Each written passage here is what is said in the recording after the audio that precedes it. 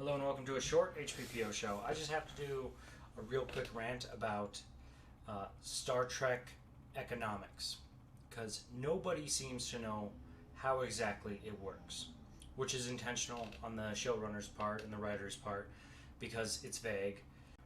The things we know for certain are they're not a capitalist society. They can't be defined as that. They can't really be defined as a socialist society, right? They're not a communist society. They have individual nation states. The United States of America is still the same. Kansas is still the same. Ontario, Quebec is still the same. France is still an independent country. Germany is still an independent country. All of these countries operate United Nations that interfaces with the galaxy at large, right?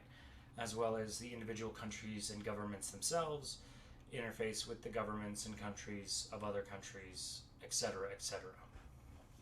The political spectrum is all over the place because there are still dictatorships on Earth, there are still democracies, there are still democratic republics, but the economic system of Earth itself is quasi-capitalist, quasi-socialist, right? A mixed economy is the only real term we have right now.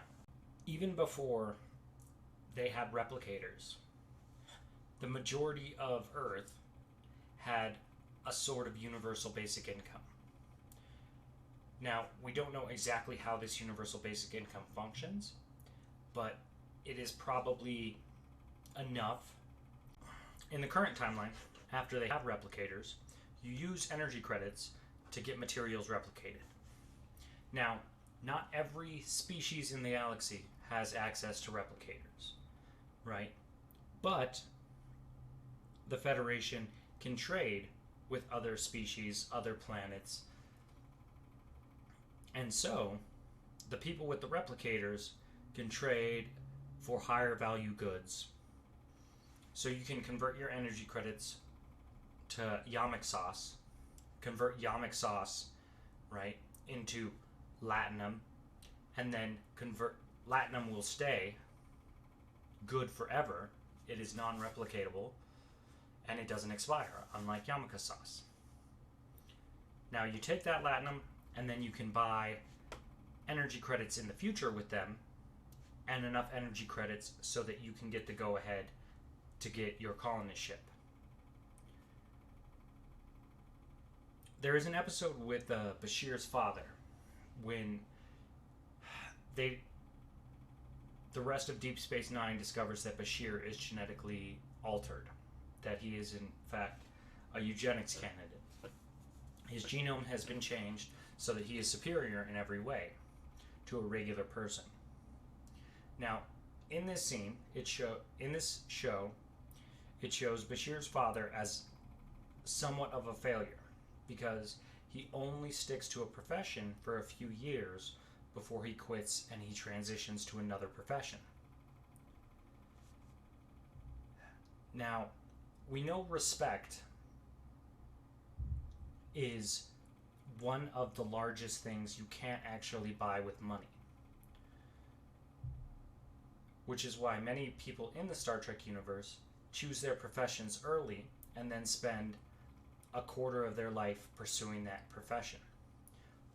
Also note, their lifespan in the Star Trek universe is about 150 years. So, even at 50 years old, they're only a third through their lifespan. They can have 3 full-length careers in Star Trek without batting an eye. And since the careers can be their main focus because they don't have to worry about income, money, or housing, the rewards are proportional to that. So you only choose a career or project that you're passionate about in the first place. Now, many people would be like Bashir's father, where they don't really know what they want to do even after they're 60 years old. So he will probably continue to bounce around from job to job until he either finds something that is satisfying or he dies. And that's just what he did, is bounce around from job to job to job, venture to venture to venture. His latest venture in that episode was as a landscaper, right? So imagine in our economy, if you wanted to be a landscaper, right? In order to get business, you'd have lower rates. You would cut people's lawns for less money. And then after you have enough clients and you've saved up enough money, you could hire people, and then you can do bigger jobs. And then after you can do bigger jobs, you can start to get a reputation among the type of clients you want to keep. And then you can continue to advance up until you're charging large sums of money to send your employees to go and do the landscaping, and you sit back and relax. And then if something goes on fire, somebody calls in, you gotta go in, right? If there's a misscheduling, you gotta fix it. You're 100% in charge of these. But the way the system only works is because the people working under you, they don't want to landscape, so you pay them money so that they can continue to pay their rent, buy food, buy toys, attract a mate. Because if somebody doesn't have money and value to society, the likelihood that they're going to be able to attract a romantic partner is negative.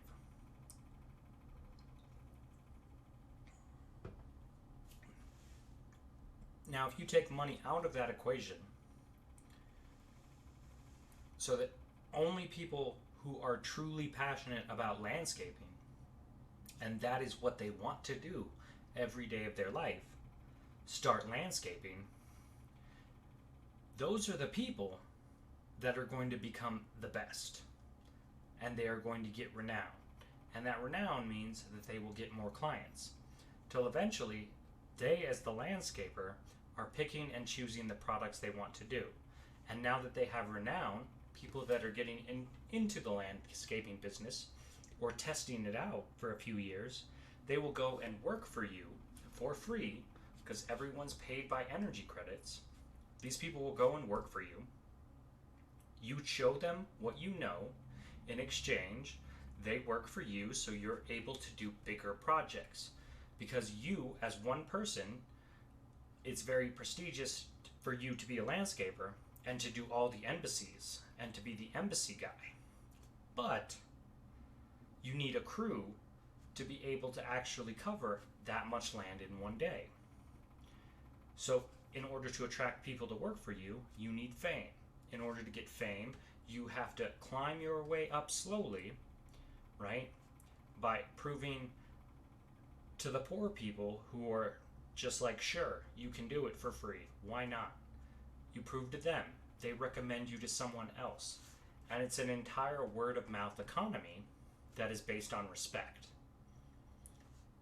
Once you have the highest level of respect, where now you can start to get people under you and into the landscaping business, you get them to sign a contract saying, you'll work for me for 6 months, I will teach you, right? After that 6 months, we will renew this contract, or you can go to one of my competitors. So if somebody just got out of high school and they wanted to become a landscaper, or they don't know what they want to do yet, they try landscaping for 6 months, they fall in love, but after 6 months, they really just didn't like working for you. They sign a new contract with someone else, and they continue on their path, right? If they built a good relationship with you, then you will be able to recommend them when jobs come to you and you don't have time to do it. Because one of the things that comes with success is there will be way too many things for anybody to say yes to. There will be way too many projects. So if you're the landscaper and you're successful, you'll have hundreds of people saying, can you do this?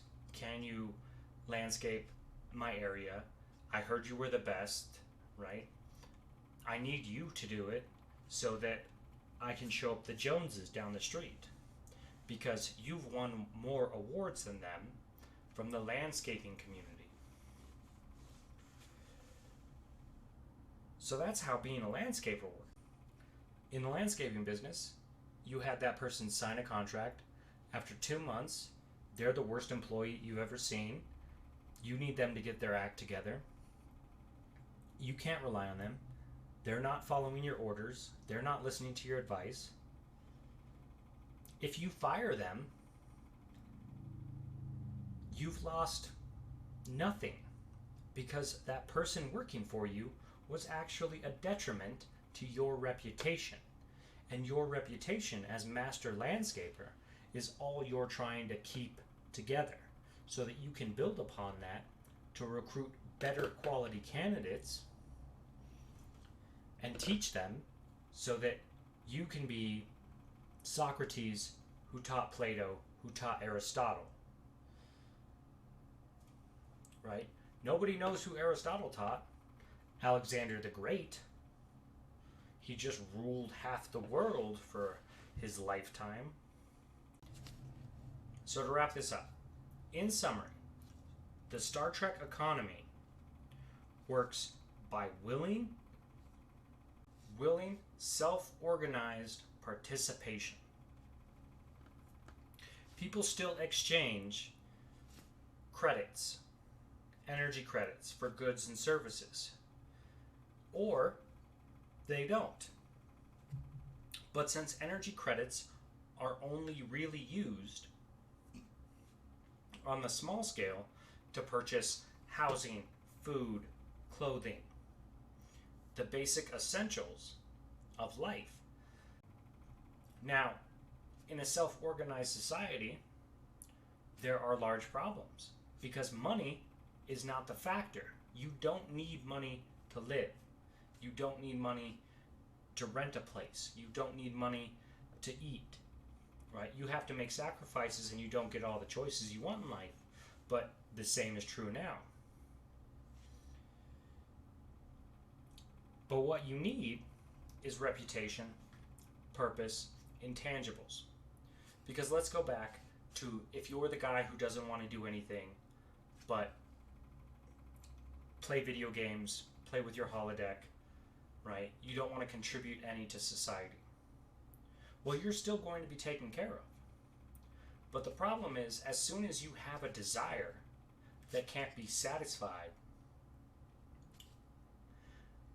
by your reputation, right? As soon as you have a desire for a partner, be it a wife, a husband, perhaps even a dog,